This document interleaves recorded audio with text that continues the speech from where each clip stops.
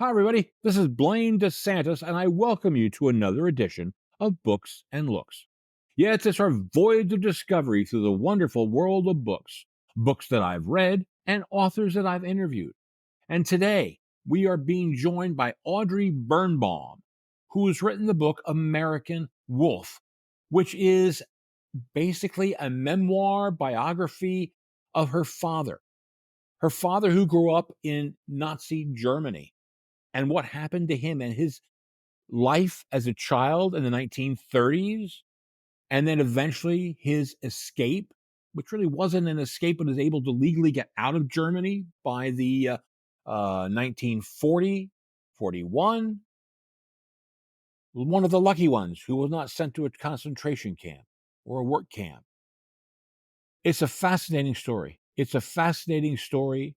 And not only that, when he got here, he ended up eventually getting in the military intelligence, and they shipped him back to Germany because of his linguistic skills. He serves in East Germany. So this is a man had a very varied career. His daughter's a wonderful, wonderful person, a doctor who's now not going to practice anymore. She's going to be writing, and I'm thankful that she did.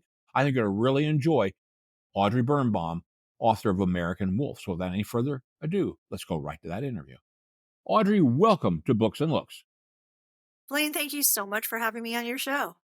I really, really am happy to have you here. I enjoyed the book, and it's a fascinating story you tell. And I really think that my followers are going to enjoy listening and learning from the experiences and what happened and everything else. And it's very interesting with all the immigration problems we're having now. Your dad, like my dad, was an immigrant and to the country, and so very, very poignant and good timing for this whole thing. So I'm really happy you're here. So, but before we get into this, Audrey, tell us a little bit about yourself. Y- You know, you have an interesting background. I don't think you're a trained writer. You had something else in your background. Tell us a little bit about that. Yeah, I'm completely untrained. I was a practicing physician for a really long time. Because I started really young when I was 22, which was ungodly. And I guess I practiced for 35 plus years. And like around 2018, which was right around the time that my father died, I kind of had a reassessment of goals because that year was just like a terrible year for me. I broke my leg. My father died like a week later. Then my mother broke her hip, and she was widowed and living alone. And I was going back and forth like to help her with like nursing care, and medicine was getting like a little corporate for my taste. And I was just thinking, oh, is this what I, want to be doing? I have the right side of my brain has atrophied, the creative side. Maybe there's other things I want to do. And it took me really like a while to make the decision to leave, and discuss it with my husband, my therapist, etc. And but eventually I put in my notice and I left in January of 2020, with this plan of all these things I was going to do. I was going to learn to draw, learn a language, learn ballroom dancing, I travel. And then, like a month later, the pandemic came and I did none of the above. Actually, I did. I took like 3 ballroom dancing classes. I was very good, but everything basically shut down, and I was like, "What do I do with myself?" So my mother kept telling me, um, well, just to backtrack a little bit, when my father had passed away, we, my sister and I had known about his story, about escaping Nazi Germany, but we were unfortunately very fuzzy about the details. We realized that at his eulogy, when we had to write his eulogy, that we were like, where did his boat leave from? And, he had told us stories, but we were so young when we heard them that we had kind of forgotten all the details. And then my mother luckily had recalled that my father had typed out hundreds of pages of notes. Um, and then after I retired, she was like egging me on. She's like, your dad wanted to publish this book that he had written. And I knew when I had found his notes that they were not publishable in their current form. and I decided to tackle it, and with no skills or experience of any kind. Uh, I had done creative writing in 6th grade, but I don't think it counts. I decided to write this book. So you became his editor. I was his yeah, so that's true. When my father had a business, when he was fired from my father was a CPA, but he was fired from a job when I was in 6th grade, and he started a business writing some financial, like, newsletter from home, and to keep costs and overhead down, um, both my mother, my sister, and I were, editors, but, in a grammatical way, it was just basic, yeah, like, punctuation, grammar, not nothing creative. But so I did know how to phrase a sentence. Um, we were also his collators, his envelope stuffers, his phone answers, and his typists. We were all of the above. You were all the chief cook and bottle washers. You did all that behind the scenes stuff. We definitely were. It was Good, definitely a family good, affair. good. Now, what was your area of specialty as a doctor? You weren't just a normal GP. What did you do? I was a pediatric gastroenterologist.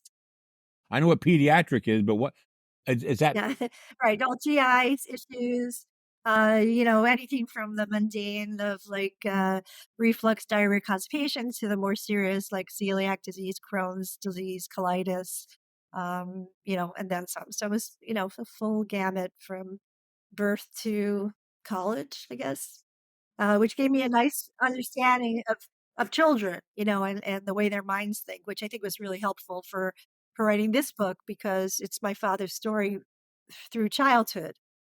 So he's growing up, we start when he's 3 and we end when he's in his 20s. Um, when he returns to Germany as a intelligence officer for the US. Okay, well, great. Now, American Wolf. This is a multi-genre book. It has history in it. It's sort of a memoir. It's sort of an autobiography, but we also see sometimes you put a few words in. At the end of the last chapter or so is pretty much your recollections a little bit. Um, who is Wolf? That's the question. Where did the word wolf come from? Yeah, so the word wolf, when I thought of the title, I thought it was the perfect title because Wolf is my father's given name. It was actually a very common name in Germany at the time.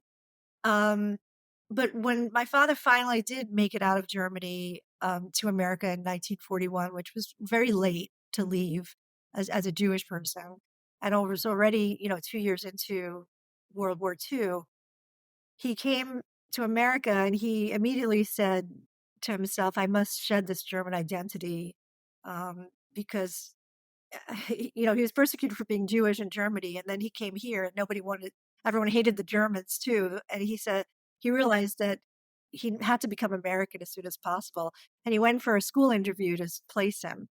And the assistant principal who was interviewing him said, "You have to change your name or you'll be teased mercilessly." And so she said, do you have a middle name?" And he said, "Of course I have a middle name. It's Joachim." And she said, "No, that will not do. Oh, that's terrible." She said, "But how about Jacob?" And he said, "No, no, that's too Jewish. Plus, it's my mother's maiden name." So they settled on Jack, which was like pure, simple, very American. And so a lot of this book has to do with like the struggle to become an American. That's like a huge and his whole crisis of identity, being both German, Jewish, and American, and never quite fitting in anywhere. And so I thought American Wolf is perfect, of course, until it went on sale, and then I realized the American wolf. There's a lot of books out there about the animal, the American wolf. Didn't know that was a thing. So when people look for it on Amazon, they're going to find it amongst all the books about the species, the American wolf. My American wolf is different. Yeah, but that's good. What was his name? Was his name Wolfgang? Is that what it was? It was shortened to Wolf, or No, was it it all really wasn't. It was Wolf. just Wolf. Wolf? And Oh that was my! there is Wolfgang too, but Wolf itself, he was named after his grandfather. Um, and it was if when you do genealogy, if you try to look up Wolf, everybody's named Wolf, Siegfried, Elsa, Irma. They all have everyone there they all have the same names. It's impossible to do genealogy. Wow. Okay. Wow. Now, you said you weren't completely aware of all the family history when you got to the eulogy, and you said your dad had written some notes, but he hadn't spoken about it that much growing up, his escape and everything? It was a he did and he didn't. It was, we learned about it very young. We were very immersed in Holocaust history. We watched a lot of documentaries and Hitler's speeches and marches and um, sadly concentration camp, documentaries when we were way too early to see them because I think he was kind of obsessed with it in a way. But when he would tell stories, he told them in little vignettes, like they were little adventure stories. Oh, we took this boat and it was horrible, but we survived. Or we were on the last train out of Germany. It wasn't not quite the last train out of Berlin, but pretty close. And it always seemed like an adventure story, like about how we survived this thing. And it never seemed a tale of loss and sadness, but always a tale of adventure. It's the way we read it as children of this sort of exciting thing that he had been through.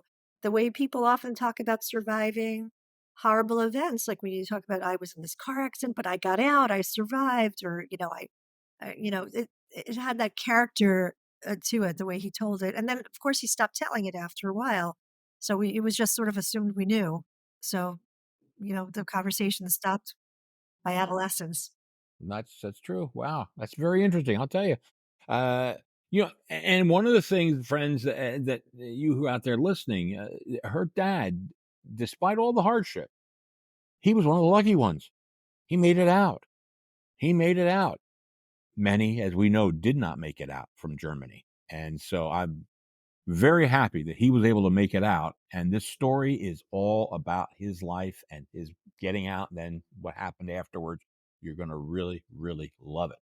And I'm going to ask Audrey if she might be able to maybe read just a little bit about the book. Do you have a little segment you could read to us to set the tone?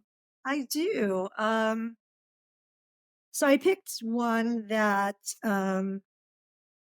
was during I picked a war segment. I don't know if you've got any war buffs out there. Um, Forgive me for putting on some glasses.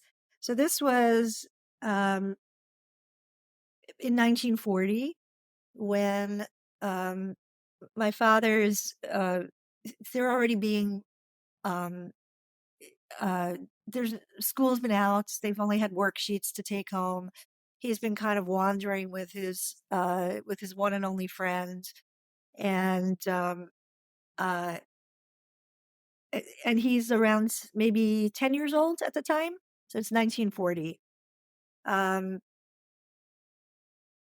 at the end of the summer of 1940, Heinz and I received notice that we would be transferred to a new school situated in a Reformed synagogue on Joachimthaler Strasse. The synagogue was just one of a few that survived the Kristallnacht burnings. Flanked by German businesses on both sides, it was lucky to be spared destruction that fateful night. An orientation and brief assembly were held in a large auditorium.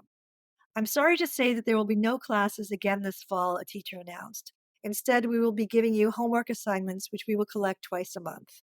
A collective groan rang out through the auditorium. The news was terrible. We were all desperate to go to school. How we yearned for the interaction with other children.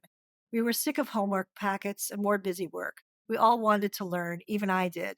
And what we wanted most of all was routine.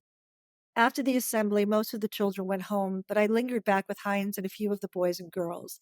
The lights were turned off, and the synagogue was plunged into total darkness. The girls decided to play an impromptu game of hide and seek. Suddenly, they had all disappeared.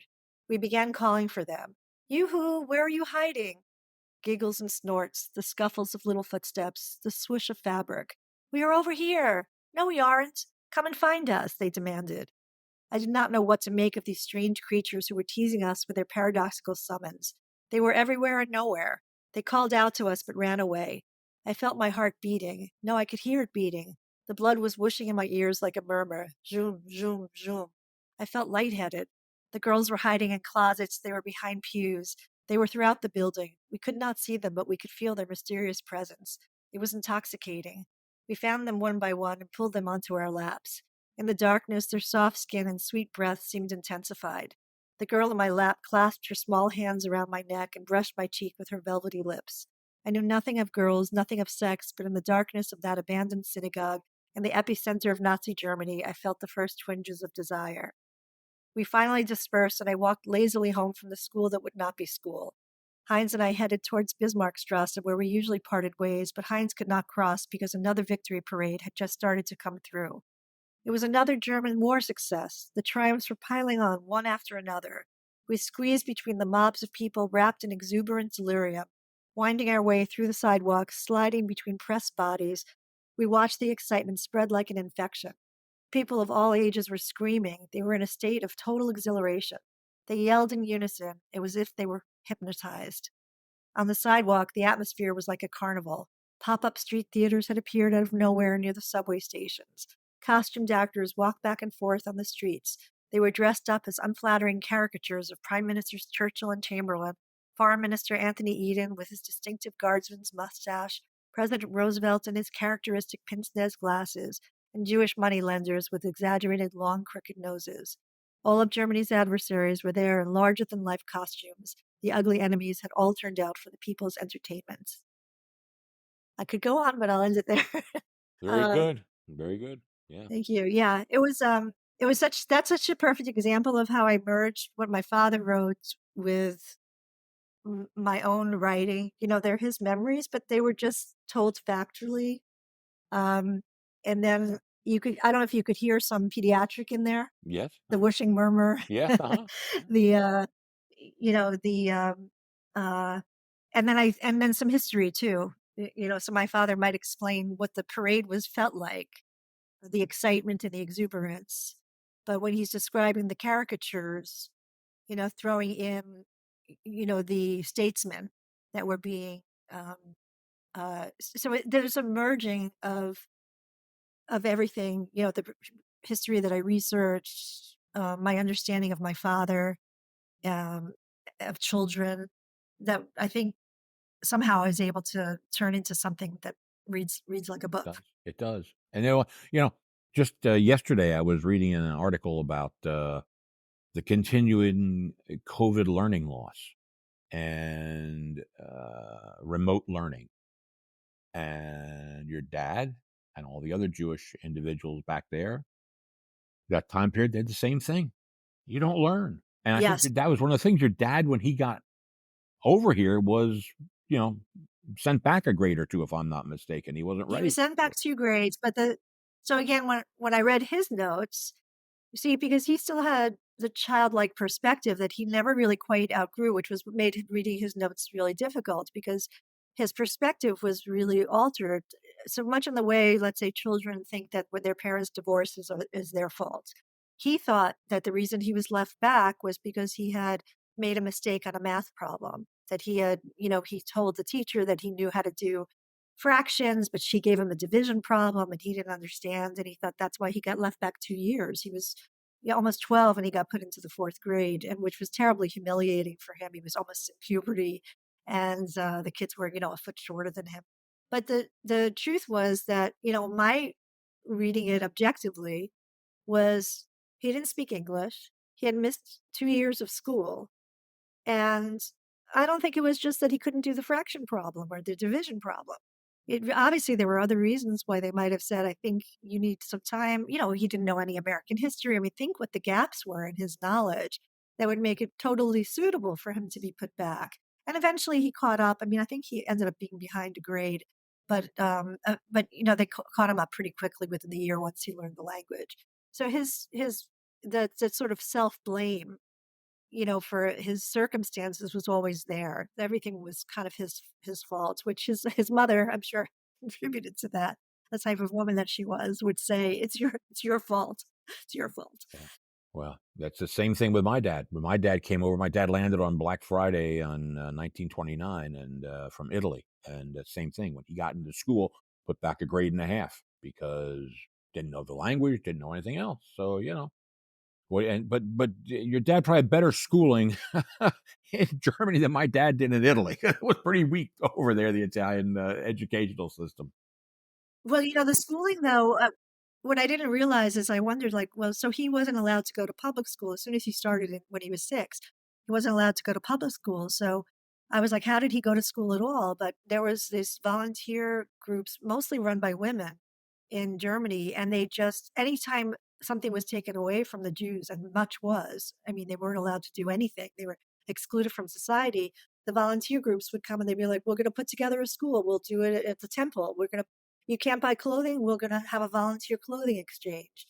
They were constantly coming in, stepping in to make life tolerable, which was both good and bad because, of course, it made it tolerable, but then people were leaving. Not that it was easy to leave, but there was a lot of sense that, well, we're doing okay, we're managing. Wow.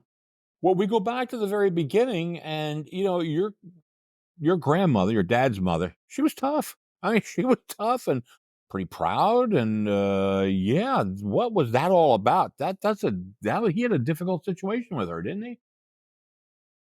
Yeah, I think so I think my grandmother was a very terribly insecure, neurotic woman. She was a socially striving woman. She had come from poor roots. She was sort of like the poor side of the family, trying to keep up with her wealthier cousins. And she married a man who she thought was a little bit beneath her when she was sort of desperate. She was 26 years old, and she's like, I better get married. So she was stern, and grandfather was a bit of a dreamer, and she thought not ambitious enough, and she browbeated him. And she browbeated my father's older sister. He had a sister who was 9 years older, and I think she beat her actually. With they had a cat of nine tails at home, and I think she beat her, and she told her she was lazy and she was insolent. And I think my father got a taste of that because it was one of his early memories of being beaten by his mother. And I think it could have been even worse, but actually, I think the war happening and not just the war, but all this issue of trying to get out of Germany, they sort of refocused their domestic disharmony into her energy and trying to get them out. And the fact is that her, uh, kind of grit of like, whatever she had done to try to raise them up to the middle class. I'm going to work, work, work, work, work. She was a seamstress, a very talented seamstress, and she worked really hard. And she kept pushing her husband to get a better job and get a better job. But that kind of resilience got her to the State Department, to the embassy, the consulate, to get them visas and keep working to try to get them out and not be pushed, as we all know, trying to find an insurance company or something, how easily you could give up and say, I can't fight the bureaucracy anymore. It's just too exhausting. But she kept at it. But on the flip side, my grandfather, who had this wonderful, um, head in the clouds, but very jocular guy.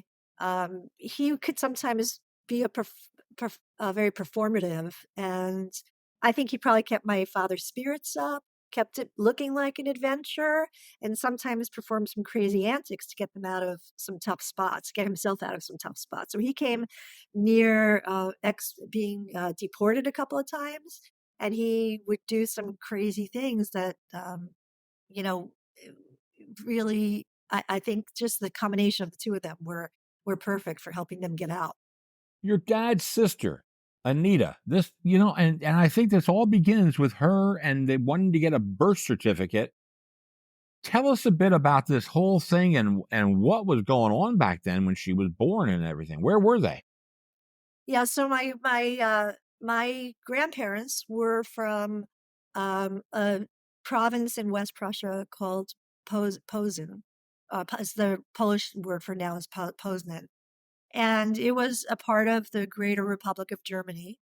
And they were ethnically German, they spoke German, they considered themselves German, and they got married in, 1920, they had a baby named Anita. They get her birth certificate in the mail, and it says Anieta. Um, it's a Polish spelling, and they think there's some terrible mistake, but actually it's not a mistake. They've they've been told now that after World War One, the Treaty of Versailles is telling them that their area where they live is now all of West Prussia is going to be given to this new country of Poland, which is being taken from parts of Russia, parts of Germany, and they're carving out this piece. And if they stay where they live, they're going to be Polish citizens. And they say, no, well, we don't want that. Poland is kind of anti-Semitic, and there's less opportunity here, so we're going to go to Berlin because that's where, basically Jewish people have been moving west now for like a century and going to where the opportunities are. And in Germany, I mean, my family was not religious at all, and they just knew that's where education was. That's where Jews could be members of the civil servants. They could be full members of society. And no one cared if you were Jewish, so they thought, and so that's where they headed. So uh, that was really their beginnings. Was to sort of sense that, well, were you really full Germans because you were born in West Prussia? They thought so, but they would find out later that they were wrong. Isn't that amazing? That started the whole ball rolling. That started the whole ball of wax. Wow, wow. Now, early on, a lot of their relatives or friends started leaving Germany, but they decided to stay put because your grandfather was a bicycle salesman, right? Your dad was a bicycle salesman. Originally, first he was a bicycle salesman, and then and then a salesman in a men's clothing store. That was the next step up that my grandmother pushed him to be. Right. They decided not to get out early. They decided to wait it out. Was that a Why did they do that? Why didn't they start leaving when everybody else started that exodus, that first exodus? Yeah, this is a really big question, Blaine, and one that I think people ask all the time. Like, when do you decide to go? How do you know? And first of all, like in the early stages when Hitler came to power, um, they they saw their rights diminish, but my grandfather had a job. He was working and they were doing okay financially. So they saw prejudice, they saw anti-Semitism, but everybody said it would blow over. Hitler's not going to stay in power forever, and it's going to be a passing phase. And the people who left were people who really had to for financial reasons. If you were a civil servant, you by 1934-35, civil servants lost their jobs. So their cousin left because he had been a judge and he couldn't work. And then they had another cousin who was an actor, and Jews in the performing arts couldn't work anymore. So they had to leave. And so they had some people going to Palestine, and which nobody really honestly wanted to. They were like, it's a desert there, it's hot. Germany wasn't hot. So they didn't really want to go. And but that's what happened. People who had to for economic reasons left. But they stayed, and then in 1935, the Nuremberg laws came out, and these were like the racial laws that declared Jews to be a race. And they had all these rules, like if you had one German grandparent, you were considered a Jew, which got a lot of Germans really scared. Like, oh my God, we're suddenly Jews. We didn't think we were. Um, and so then some people who saw the writing on the walls left, and my grandfather's boss who owned the men's clothing store he worked for said, I'm getting out of Dodge. And guess what? I'm going to sell you my clothing store. And while this should have given my grandparents pause, well, if Mr. Klein is leaving, shouldn't we go too? They sat and debated it and said, we could buy a clothing store and it's a bargain. And we were like, we're never going to have an opportunity like this again. So they went in and doubled down and they bought the store. And in 1936, that was really their best year ever. My grandmother was like, oh, I'm going to have my hair permed and I'm going to work the cash register at the store. And she was like, I'm now a store owner. And, they really, neither of them were educated. They came from pretty humble roots. And they were like, my grandfather was, he was the owner. And 36 was a good year for Germany in general because the Olympics were coming into Berlin, and there was a little bit of a toning down of the anti-Semitic rhetoric because they were on the world stage. So my family made money. Their clothing store had mostly Christian customers looking for suits, like an off-the-rack suit, and it was a great year. So they sort of didn't think to even start any paperwork to try to get out. And it was, but they were also middle aged. Like, I always say, I don't even want to live my hometown. Like, I wouldn't even want to leave the state of New York. Like, why would anyone leave their country and go to a place where they have to learn a foreign language when they're in middle age? Like, would you? No, very difficult. If There's you no didn't doubt have about it. to? No, No, you're yeah. absolutely correct. So I don't blame them. One of the interesting things that I found was they would get a little circle of family and friends together, and they would talk, I guess maybe on weekends or Sunday or something, and they get together. And there was this gentleman by the name of Ho, H-O. Uh, Tell us who Mr. Ho is and his relationship and what was going on there. Yes. Ho Yang Pang, who named Ho, was uh, an engineering student who was sent. To say student is a loose term. He was a 34-year-old man who was sent by the government of Shanghai Shek, the communist nationalist government in China, to continuing engineering studies in Berlin. And um, my father had a beloved uncle who was fairly wealthy, who lived in the countryside. And in 1934 to 35, all his assets were taken by the German government, by the Nazi government. They took his house, his car, they froze his bank accounts, and he had to move it to Berlin. My father was thrilled because his favorite uncle was moving a few blocks away. But they moved into an apartment, and now since he had no income, he had to take in a boarder, and so he took in Mr. Ho as his boarder.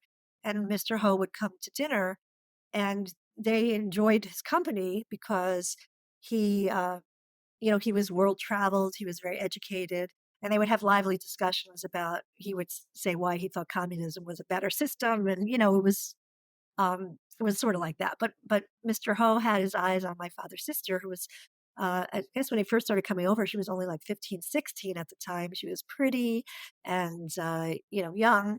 And he had a little crush on her. And my grandmother knew it. And I think in the back of her mind, she thought it wouldn't be bad to be connected to somebody who's connected to the government, even if it's the government of China, because she was always in the back of her mind thinking, well, what do we do if we have to leave? Who are our connections? And ultimately, that connection became very important in their escape plans later on. Yeah. Okay. You talked just a minute about Uncle Siegfried, who I a fascinating gentleman too. I liked him. They were ready to take him to the concentration camps, but he was spared by one of the guards because he had won an Iron Cross. Tell us a bit about that. Yeah, so as things began to deteriorate, I meant there's certain key moments in the history. So the Nuremberg laws in 1935 was sort of like a key point where things really deteriorated, and then they got a little better in 1936. But 1938 was a watershed moment because of Kristallnacht, which was the Night of Broken Glass, which was this big organized um, throughout Germany and Austria, um, like what they call a pogrom, which was basically like a government-sponsored riot. And they shattered like 7,500 Jewish businesses. They burned all the temples, and they pummeled people in the streets. They murdered probably hundreds, so that the official death toll was 91. And they rounded up 30,000 men. And among them was my uncle Siegfried. He had been pulled out of his apartment at 5 in the morning, or actually in the middle of the night, taken into the street, and he was going to be sent to a concentration camp. Those people were never seen again. Most of them were in like labor camps, hard labor camps. And they pulled him out and said, you're coming with us. Now he was a veteran of World War I, and he was an amputee. He had lost a foot to frostbite on the Russian front, and he had an Iron Cross for bravery. And a lot of people who fought World War I and had an Iron Cross also didn't leave because they were sure their Iron Cross was going to save them. They had fought for Germany. I mean, my God, who could be more German than that? But in this case, he got lucky, and as they were about to start marching, he um, he pulled over the guard and he said, "Look, I've got an Iron Cross here. You've got to spare me." And the at that time, the Nazi guard said, "Turn around and walk away. I'll look the other way." And so he limped his way home, and then he came home and immediately called my grandmother and said, you've got to hide Arthur. They're going to come around and they are going to round him up and arrest him. And in fact, that morning, the guards had already been to my father's apartment, had knocked on the door, and had come to round up my grandfather. But by good fortune, he just happened not to be home. He was arranging to sell the store, which had already lost all its business when they were forced to declare themselves a Jewish store, and they lost all their customers. So he wasn't home at that particular moment. Just by luck. Just by that little quirky luck. That's how it Just by happened. luck. Although when he got home, they had to sort of figure out, well, what the heck do we do now? How do we hide him? Because they really had never planned for this contingency. One of the things that we find interesting, as you mentioned it earlier, is this trip to the consulate, the constant trip to the consulate, and your grandmother goes to the consulate, I think with your dad, and finds out that they're not German. They're Polish. Explain that again. What's going on here? Are they German? Are they Polish? How did we make that Yeah, it was determination? part of the ongoing identity crisis. So they go to the U.S. consulate, and it's the very first thing that they find out is that they're going to be on the Polish visa, and this was a disaster because not only did the U.S. not expand any of they didn't want any immigrants. I mean, we had just come off of financial crisis, depression. There was anti-Semitism worldwide anyway, but they're willing to allow some like Northern Europeans in, but Poles were considered Slavs, and we were still operating under eugenic theories about who was ethnically desirable, and Slavs were lower on the totem pole. So at the time, they would every year, I guess they allowed like maybe 20,000 or 27,000 Germans into the country, but only 7,000 Poles into the country. But there were 500,000 German Jews living in Germany at the time, and 3 million Jews living in Poland. So if you look at the numbers, my grandmother thought, oh my God, we're never going to get out. And of course, they were on the Polish visa because they looked back and said, well, you know, grandma and grandpa, you were born in this town of Posen, and that might have been part of Germany once. You might think you're German, but we decided it's now part of the nation of Poland. So ha ha on you. And so they were stuck with this Polish waiting on the U.S. Polish visa. So that was a U.S. issue of how they were classified, and that was their very first obstacle. Okay. And friends, for those of you who don't have relatives over there, my wife's from Romania. She escaped back in '84. We still have, contrary to what people believe, we still have quotas from certain areas. If you want to come in and you're from somewhere in Europe, they'll allow maybe 2,000 people in, and that's it. It's not just everybody pouring over the border like it is now down in the south of our southern border. There are rules, and that's what happened to this poor family. The rules said you are Polish, and even though they were never Polish when they were born there, your mom and dad, your grandmother and grandfather, they became Polish overnight because of the Treaty of Versailles. Pretty amazing. Didn't speak a word of Polish. Not a Not a word. word. Yeah, Not a word. not Ay, a ay, word. ay. Eventually. And then, folks, we're skimming over a lot of these heavy, sad, amazing details, but this book is loaded with this. And eventually, they get their permit to leave Germany. Where do they go and how do they get out of Europe? Tell us a little bit about that. Oh, wait a minute. Wait. Tell us how Anita got out of. How did Anita escape? Because she left earlier. That's right. Tell us about Anita. Well, so one of the many obstacles they hit is they went back to the consulate, and the consulate said, "Oh, sorry." They had a sponsor in the U.S., a relative who you had to have. You couldn't go to the U.S. unless you had a sponsor, and the sponsor was a businessman. Excuse me. In the end, was a man of some wealth. But they went to the consulate, and the consul said, "Oh, I'm sorry, we could give you 3 visas, not 4." But they were a family of 4. So they had to figure out what to do, and they decided to send my Aunt Anita to Britain. The Brits were trying to do a favor, and they would put out some ads for domestic help. And so she went there, presumably to become an au pair, and with the hope, that either she would be spared if they didn't get out. But then when they were waiting and waiting for their visa to the US and it wasn't coming, and we were now already at war, my grandmother started to get really nervous without a US visa. And she, uh, at one evening, Mr. Ho came and said he had to leave Germany because we were at war. And Japan was on the German side, and Japan was China's enemy, and he was Chinese. So he said, I'm not welcome in Germany anymore because Japan's our enemy, and Japan and Germany are allies.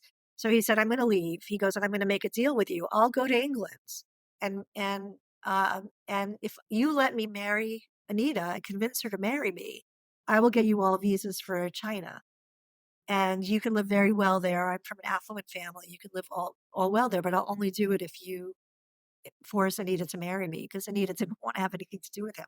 He was bald, 34, no offense. He was bald, 34, 30, twice her age.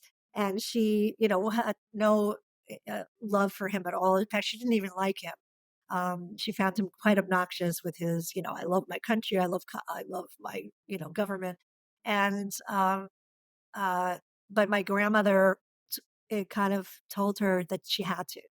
She said, "You had to save the family, rescue us." So they had tickets to China leaving from Italy, a boat from Italy. And then the same month, Italy joined the war and you couldn't leave because you had to leave from like a neutral country. And so now Anita was married to Ho and she couldn't save the family. So that their whole plans were dashed. So eventually, in March of 1941, they got their 3 visas to the US, and their visas expired at the end of August. So you had to find a boat leaving from a neutral country. There were only like 2 neutral countries left, Spain and Portugal. That was it. Everybody else had toppled in the war. They were all the rest of the continent was gone. And so they found a boat that was leaving Barcelona, but it was arriving in the US on August 31st, which was the very day that their visas were expiring. So if they couldn't get there in time, then they couldn't board the boat. So they started a train journey through occupied Europe and made it into Spain. And everything was on time. Were leaving on August 22nd. I might have my dates wrong there, but the idea was they were arriving on the 31st, and then they got the news that their boat would be delayed by a day. And they were cutting it pretty close anyway. And so there they were and they had all these different visas that were going to expire because they had a temporary visa to get through occupied France, and they had a temporary visa to stay in Spain. You could only stay there for a couple of weeks because no Jews were allowed to live in Spain since the Inquisition. I mean, it was a very old law. And then and now they had to get a new extended visa and try to find another Polish visa, right? And then they had to find another boat that they could take to the U.S. And so then they basically, and they were in Barcelona, which didn't even have a U.S. consulate. So with the help of some very nice volunteers, many of whom were Quakers, to which I'm very grateful, they were able to find another ship that was leaving a couple weeks later. They found the consulate, and the consulate desperately tried to get them visas, but he couldn't. And so they were like, well, how are we going to board? And he's like, I don't know. He's like, I'm going to write a letter and say a prayer and hope that you can just go on board anyway. And he goes, and the ship is going to make its way to Portugal, and maybe there we'll still have time to get you visas. So they basically boarded what I will call the hell ship of death. Not my name. That was what was printed in the newspapers, otherwise known as a floating concentration camp. It was called the SS Navamar. And then they began their journey. And maybe we should leave something to the imagination Yeah, here. yeah, yeah. 'Cause They yeah, made it. That's the whole key. They got over they there. didn't They make made it. it. But it Yep, was pretty bad, yep. It and a was. lot of It people on was. that ship didn't make it. Yeah. No doubt. He eventually gets over to America and does rather well, I think, all things considered. Your dad made up the fact that he was a year or so behind in school and not having all the best English knowledge, but he made some friends.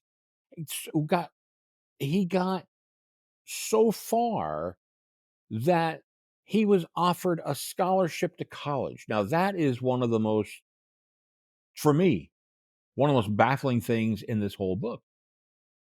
Your dad is offered a college scholarship, and he goes with his sister Anita. What happened and why? That's what I can't figure out. Yeah, I wish they were both alive so I could further understand that. But there was something in the German psyche about not taking handouts, that you don't take. She said, "We will not uh, take." It was, I think, it was some kind of, was it a government scholarship, or private? I'm not Yeah, sure. from the Department of Labor. But it was just, she said, "We will not take handouts. You have to learn to fend for yourself." Um, they had gone there really just as a placement, um, to see. He wanted to be pre-dental. It's interesting. You said he did well, but my father never really thought he did well. He thought he had a series of failures. He wanted to be pre-dental, and then circumstances led to him not getting through. He went into accounting, which he never really liked. He thought there was like, he thought somehow he'd been left back again. He always felt like he didn't always, he wanted to be a partner of an accounting firm. He never became partner. There were a lot of things that he felt that he was a failure at. I think there was an objective side where he knew he had done okay. His daughters did okay, but I don't think he ever really felt that he knew he was lucky. I don't think he ever really felt that he fared well. But this scene was where he went to Stuyvesant High School. It was a very good high school, and so he was probably a pretty bright guy. He was a bright guy, but and then he gets a scholarship to school, and his sister says, "We won't take it. We don't take handouts." And it was just, they were still very European in their mode of thinking. They were not opportunistic, and this was part of, I think, my father's problem throughout his career also. Like, he didn't know how to play the game, whatever that game is.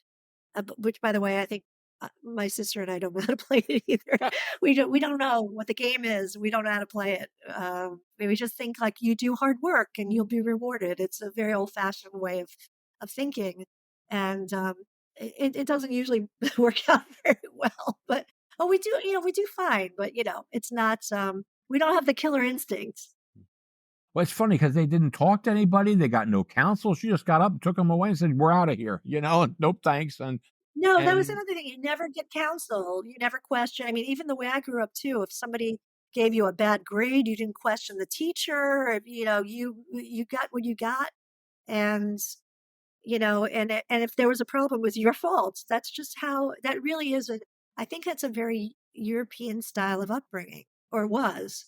he does have one lucky break in that his first year at Stuyvesant, he's so bummed out he doesn't go to school. Report card comes, and he's passed his classes.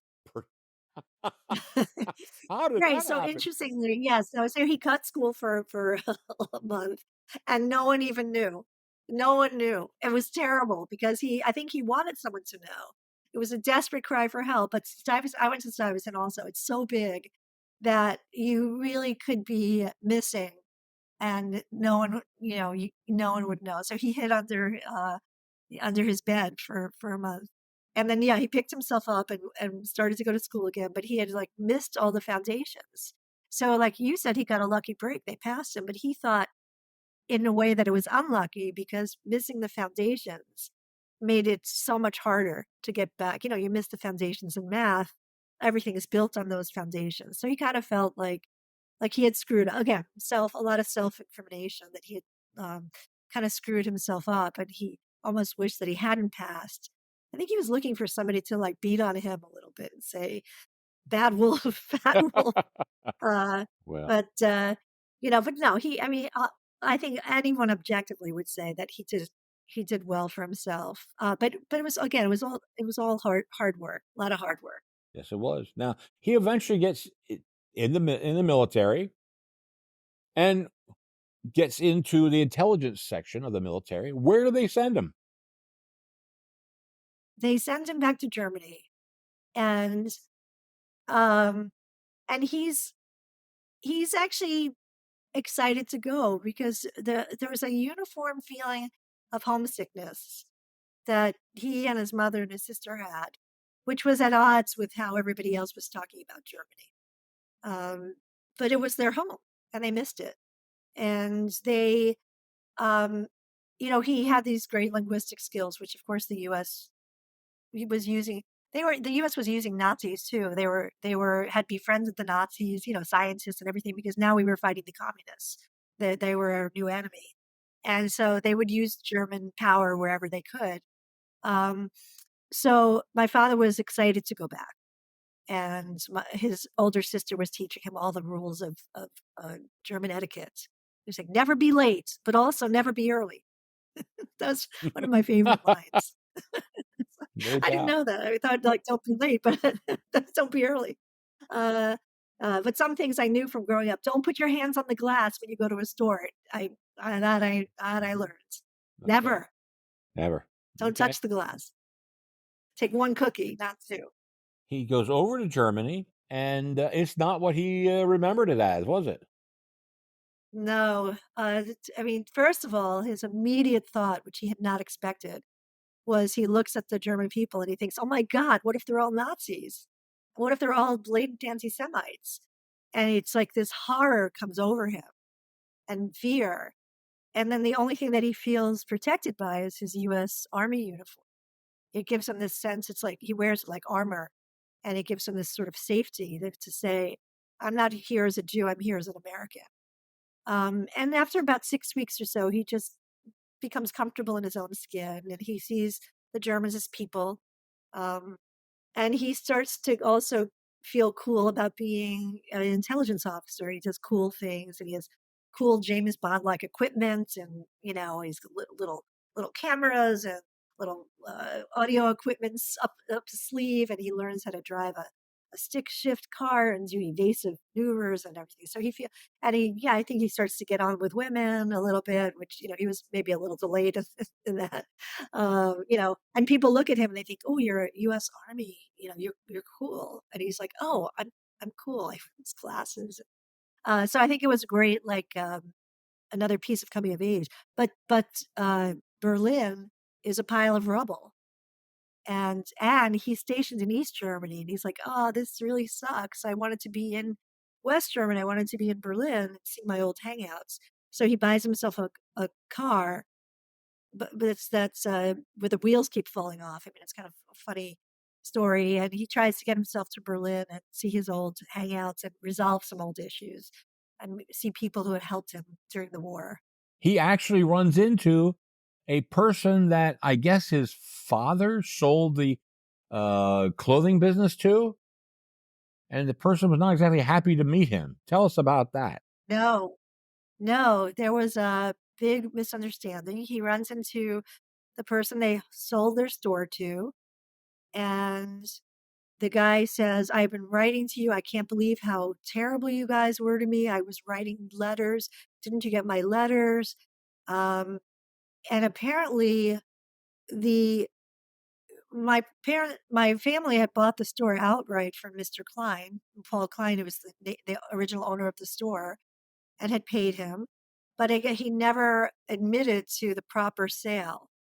And so somehow it looked as though my parents had illegally sold the store to the new owner.